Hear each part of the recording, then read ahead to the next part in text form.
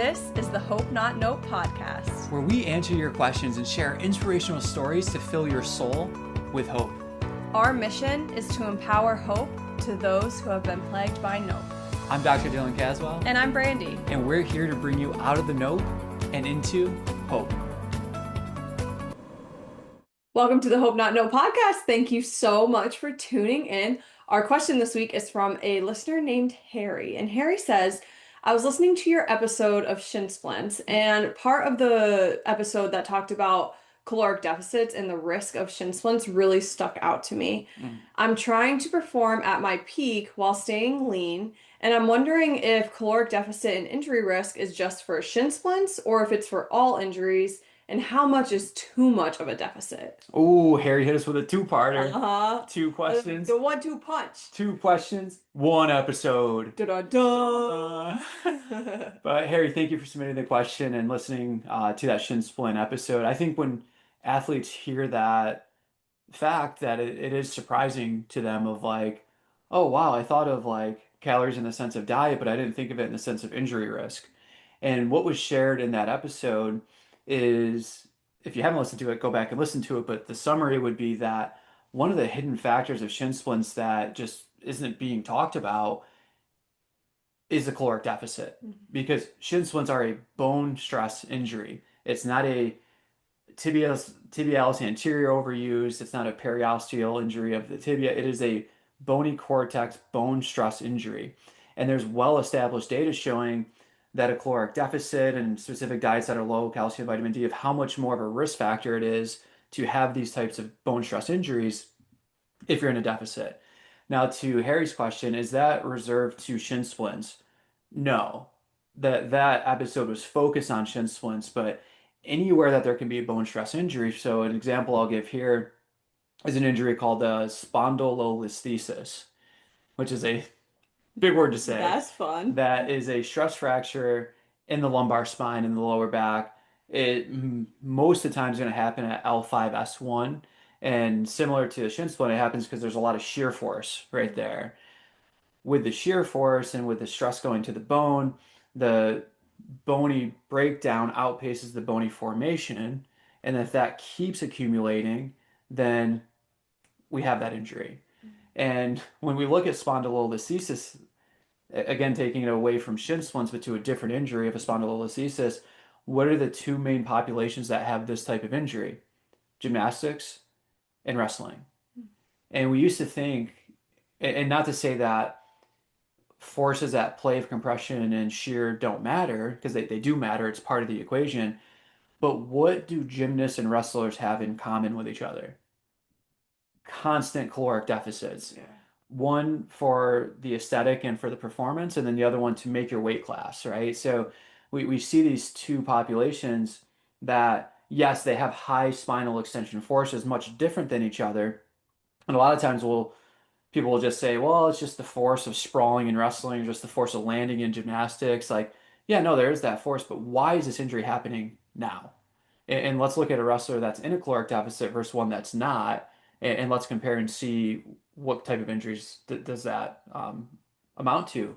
So the caloric deficits that we're talking about are very specific to bone stress injuries, because that's where we're seeing the research right now. Is this true for other tissues such as muscles, tendons, ligaments, cartilage type issues? I can't look at the specific research right now and say yes, but from the foundation of science and principles, I would say yes. And the research, I think, will catch up to it of showing that, yes, a caloric deficit means that you're not recovering. And if you're not recovering, you're not becoming more resilient. If you're not becoming more resilient, you're going to be at risk for injury. So the way that we look at this is, when you're moving as an athlete and you're training, the signaling of growth hormone and IGF-1, right? When you go to train, you get a release of growth hormone and IGF-1, and they signal the cells that it's time to rebuild. So the analogy that we like to use is, if you have a construction crew on site, ready to build, ready to fix whatever needs to be fixed, ready to construct this figure, and they're at the job site and there's no materials, how successful are they going to be? Not very successful in rebuilding, right? And that's true for tendons, muscles, ligaments, and bone stress injuries. We can just point more to the research right now for bone stress, but looking at the whole, we can see this. We had an operator that injured his glute tendon during one of the drills, and we got talking to him and looked at a lot of different factors, and one of them was, "Hey, what's your like caloric intake look like through a week?" And it was not great. Like Yeah. it was he was training a lot, training is going higher, calories were going down. If that keeps happening and these two things, training is outpacing the amount of fuel that you're putting back in, you're going to be in a deficit. He was in a significant deficit. Glute tendon Yeah. injury happened. So, Well, I think of our listeners. Well, let me rephrase. I don't know if this is still a stigma for female high school athletes. mhm. However, when I was in high school, and I think of our listeners who maybe have kids in high school or maybe they are in high school, when I was in high school, girls did not eat the Mm, proper amount of calories that they needed to eat. And there were so many girls that I knew who were injured. And I look back and I'm like, it was probably just being in a significant caloric deficit. yeah, One of my best friends had shin splints all throughout high school, and I know for a fact she was not eating enough.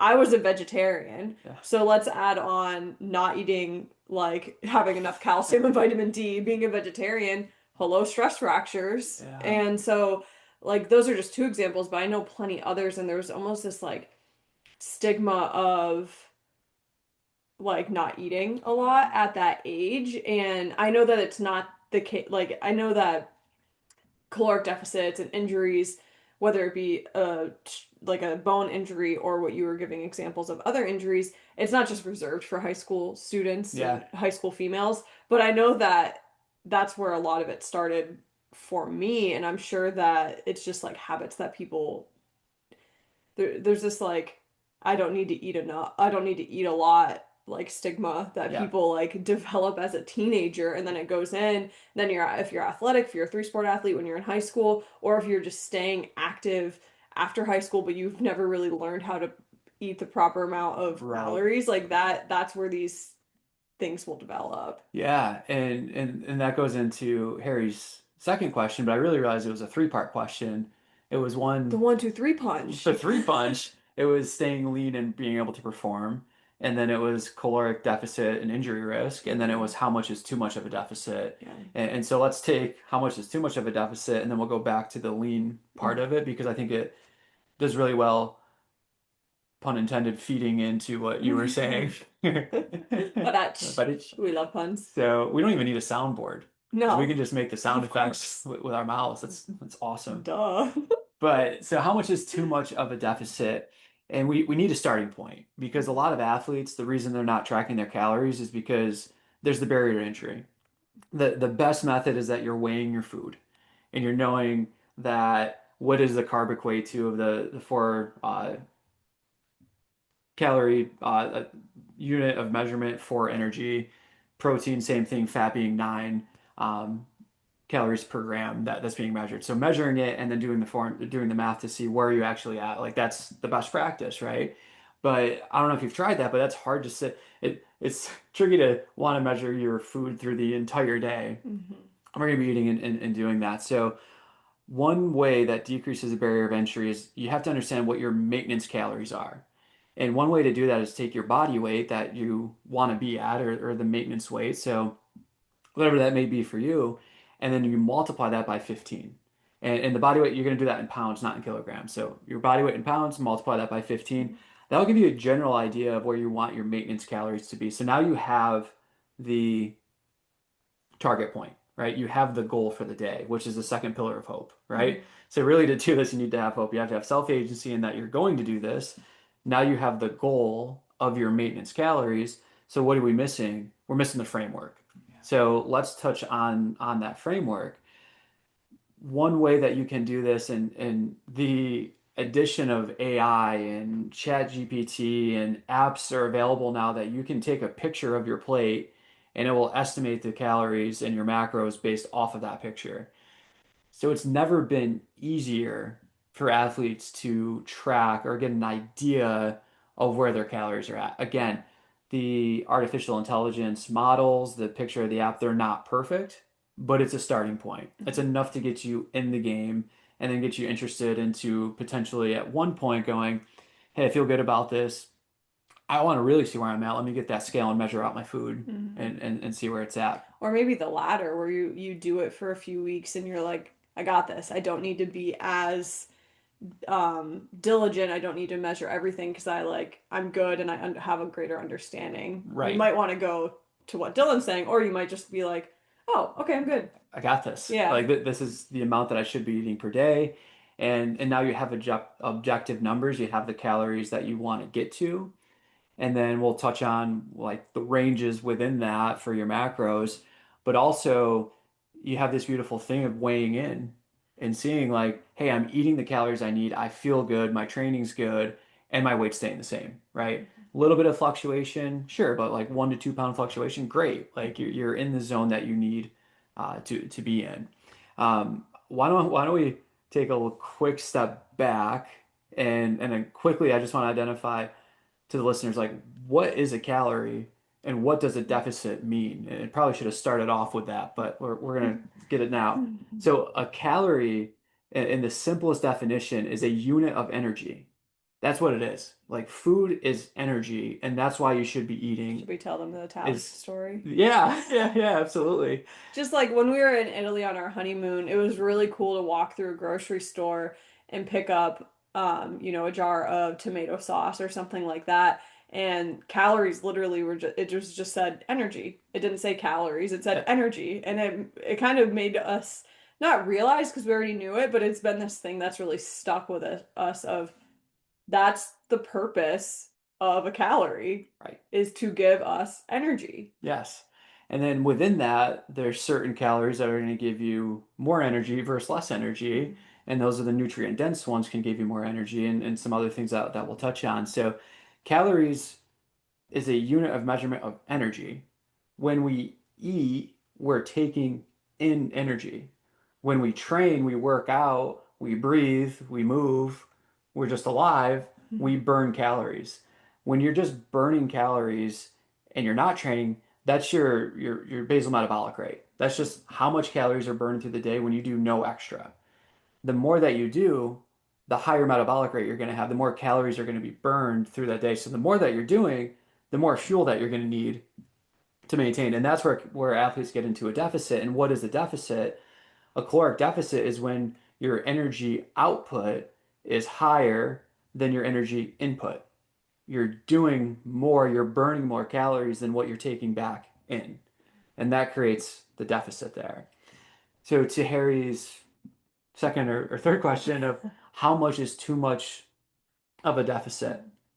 So when we have your maintenance calories, which body weight times 15 is your maintenance, and now we're able to track and see how much did you burn through the day, which you might be wondering what that formula is, and it's a complicated one that I'm not going to share on the episode, but we will link a blog that has that formula in there, and it basically has this all Yeah. written out for you to be able to do this. So don't feel like you need to pause the podcast and write it down.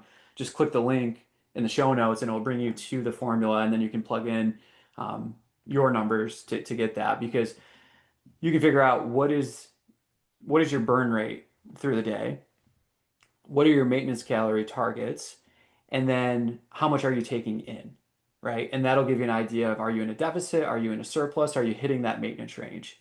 So then how much is too much of a deficit if you are in a deficit? Well, sometimes being in a deficit is very planned. It's very much like, hey, I need to lose some weight. And what is healthy weight loss? It's about 1 to 2 pounds per week. So being in a deficit of about 15%. So how many calories did you take in? How many did you burn? 15% is a safe range. It's a healthy range. When that number starts to get above 20%, or another number that we can use is energy availability, which is again a more complicated formula to use, but the percentages and then energy availability, when that starts to get above 20% for the deficit, when it starts to energy availability gets to below 30, that starts to become risky. And then the higher that number goes, the more risky it becomes. When you get above a 30% deficit, that's when we're really at risk for what used to be called the female triad, which is now REDS, relative energy deficiency syndrome, in which you have metabolic disruption, hormonal disruption, other metabolic things that are not healthy. And when you get above that 20%, your body, it's not focused on recovery. Hmm. Its focus is surviving.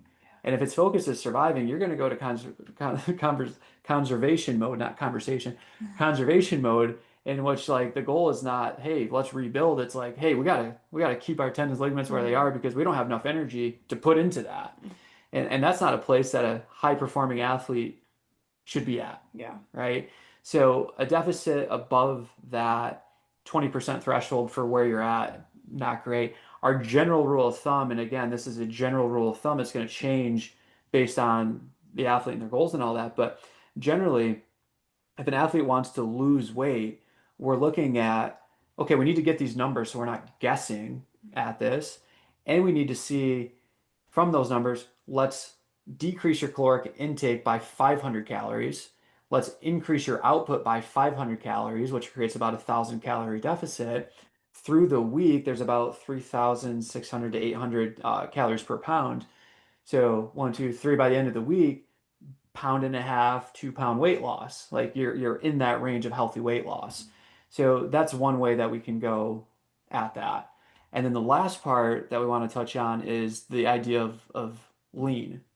leanness. And I think there's a few misconceptions that we need to touch on. And one misconception is that if you are a athlete that doesn't have a medical condition that requires you to use an elimination diet, don't do an elimination diet. Hmm. You need carbs, you need proteins, and you need fats. Say it louder for the You people in the need back. all three of those things. And like, this is a terrible example, but I'm going to throw it out there. Like, it's a documentary on Netflix with the Liver King. Oh, And at the end of it, once you find out that it was a big fraud, just a just a big scam. scam, he's in his garden and is like, carbs are so great. The carnivore king is saying carbs are great. I realized for how long I was starving myself and how low my energy was because I wasn't having carbs. You need carbs.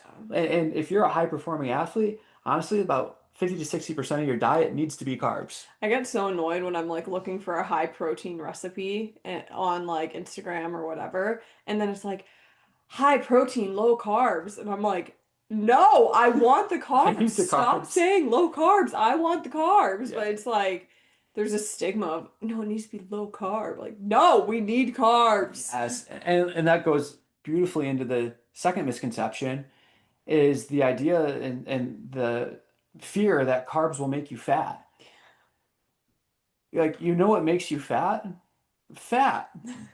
It just happens to be that a lot of high carb foods are also very high fat. Hmm. So people look at like a piece of birthday cake or a cupcake I or a love cake. cannoli Oh, I love or cannolis. things like that. And they go, oh, it's high carb because it's high sugar and the sugar gets you fat. Well, look at the fat content Hmm. in those desserts. We laugh all the time at these health conscious ice creams and not the Ninja Creamy protein ones that we're Oh. diving into, but these other ones that are the health conscious ones and oh, we're low sugar or no sugar. It's like, yeah, but 50% of your daily value of saturated fat is in this. Like you took out the carbs, but you just added more fat into it. And like, is that more healthy? No. Unless you're Mm-mm. going Arctic warfare or like have a big endurance event coming up, like great, but like you need the carbs. The carbs are not is what's going to get you fat. What's going to get you fat is being in too much of a surplus and having too much fat. And as we were saying earlier, like the amount of calories per gram of fat is 9, where carbs and proteins is 4. So yeah, you're going to get a surplus if you're having more fat. If you're worried about getting fat, have a low fat diet, Hmm. like high carb, medium to high protein, low fat, which then goes into, after those two misconceptions, the lean goal. Hmm. Like to be lean, you don't have to go in this massive deficit. You have to look at your macros and say, how much protein am I getting? How many carbs am I getting? And what's my fat content? You want to lean out, you have to go with a lean diet, which means looking at as many non-fat options as you can, right? Hmm. Get the proteins up to about 30%. So carb 60, protein 30%, and then 10% or lower of your fat. And if you're doing that, you don't even need to have extra fats in the day. It's just in the way that you're going to cook the food Yeah. by using a butter or a little bit of an oil, maybe a salad dressing. Like there's fat in all these It's foods that everywhere. it's everywhere. So finding the non-fat options with maintenance calories, you can still lean out a Hmm. lot with your training. Even simply like getting ground turkey that's 93% lean, Yep. or getting ground beef that's more 90% lean versus the 80/20. You know, Yeah. things like that will go a long way. And again, you're going to get fat in, not like your body, but like you're going to get fat in a lot of the products that you're already using. And you'd be surprised, we were gonna make a taco bowl, Hmm. and the meat was lean, the rice was lean, we had some veggies on it and salsa and stuff like that. Perfect, pretty lean, great meal. But we wanted to put chipotle ranch on top, and then we looked at the fat content and realized, oh, there's an extra 30% of your saturated fat for the day. Is that Right. really needed? No, we don't really need the sauce this time. We can just use hot sauce, which hot sauce didn't have fat in it, Right. So little things like that, you'd be surprised. And I don't want to be like scrupulous about it. I don't want to be overly obsessive, but it is kind of fascinating to learn and to Hmm. to know and to realize some of this. Yeah, yeah, absolutely. And back to your earlier point with younger athletes, they're worried about getting fat, but when they track their calories, it's like you're not even close to like getting fat. Because like, so for me as an example, my maintenance calories is about 2,700 calories per day, which like I'll be like, oh, that's not that many. It is difficult when you're eating a lean diet to get in 2,700 calories per day. If you're eating a high fat diet, that's not hard at all. No. You go get two McDoubles, fries, For the shake, day. and you're good to go. But when you're eating lean in a clean diet, it's difficult to get that in. But when I do, my performance is like peaking, like top level. So to wrap up this whole podcast in a summary, if I'm able to do that and filter through it, is for Harry is um, one, yes, being in a caloric deficit can increase your injury risk for a variety of musculoskeletal issues, definitely bone stress injuries, but we've seen it in muscle tendon ligament injuries as well. Um, Two, to get lean and perform and to know how much is too much of a deficit, you have to track it. If you're not tracking it, you're just guessing. And if you're just guessing, even if you're being intuitive about it, like that's great. That's a part you should have with it. But if you're not tracking, you're just guessing. It's like saying like I got stronger. Well, what was the objective test showing it? Well, I just feel stronger. Well, there's benefit to that. But like if we don't have that number, how do we actually know that it's working for you, right? So having the subjective with the objective is very important for this. So find your maintenance calories, body weight in pounds times 15.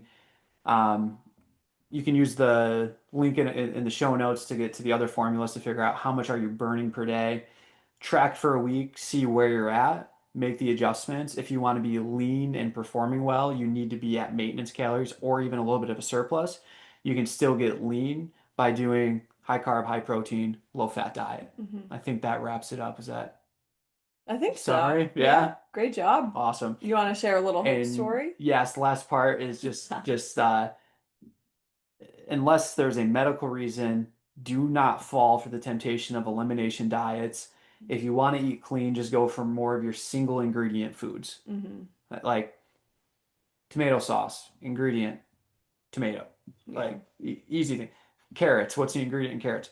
Carrots. Yeah. So go for those single ingredient foods wherever you can. And, Hmm. and that's going to be the cleanest way to go about it. Hmm.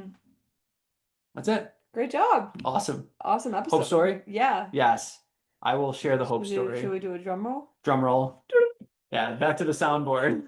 So my hope story, well, I have two in mind, and I don't know which one I want to go with. Oh, geez. You could say both. I'll go with the one. I'll Okay. go with the one. So working with the special ops, really the past 2 years, but more intensely the past 10 months, Mhm. almost year. there's common injuries that come up that you have to dive into and research and figure out how do we prevent this and what's the solution when somebody has this. And as we were saying in the other episode, for us the past year, that's been shin splints and really diving into that because it's such a common injury. And in the process, realizing that it's not just the special forces that have this injury, it's performing artists, it's anyone that's running, like it's there's a lot of athletes that this covers. And doing a quick search of what is the information available for these athletes, it's nothing but nope frameworks. Like there's master classes out there that they're saying ice to treat it. Like, okay, yeah, let's ice a bone stress injury. That makes sense. And let's stretch. This is a load management issue. Stretching isn't going to do a dang thing for it. And then the other one was foam rolling. Like, it's a bone stress injury. What is foam rolling going to do for a bone stress injury? So obviously, it got us very passionate, is the way that I'll say it, about how do we help people in this? How do we make a change in this? So we got hard to work and made a master class for shin splints that actually will give you the hope framework of how can you prevent, but then if you do have shin splints, how do you get rid of them? And we have found the formula to be bounce, where each letter is an acronym, each letter stands for something because it makes it easier to remember than what it was originally. Yeah. So that framework is bounce, but it's a master class that's available on our website. We can also put a link to it in the show notes. But I'm very, very excited for it because we know that it served the special forces, and now we know that it can serve so many more people that are getting nope and getting frustrated and uncertain if they can continue running or pursuing what their goals are because this shin splint injury is plaguing them because they're getting terrible information on it. So, yeah. That's your hope story. That's my hope story. Love that hope story. Yes. Thank you for sharing. Yes, thank you. And Harry, thank you for the question. I know that we touched on it a little bit in the Shin Splint podcast that we did a few months back, but getting to dive a little bit deeper into the caloric deficit side of things, I thought today was awesome. But I also think too, listeners, if like Harry, if you hear something in one of these podcasts that spark a question of like, oh, I heard that, but can you elaborate more? We would love to answer that question. So head over to hopenotnope.org. I think it's /podcasts, or just go to our website and hit podcasts, and you can answer, or you can ask a question there, and we'd love to answer it. Yeah, absolutely. Have a great week, and remember, every day is not just a day to be hopeful, but an opportunity to become hope. The Hope Not Nope podcast is meant for educational, informational, and personal development purposes only and does not constitute any health or medical advice. If you're looking for specific advice, connect with us to work with a Hope coach. The Hope Not Nope podcast shall not be liable or responsible for any loss or damage allegedly arising from any information or suggestions in this podcast.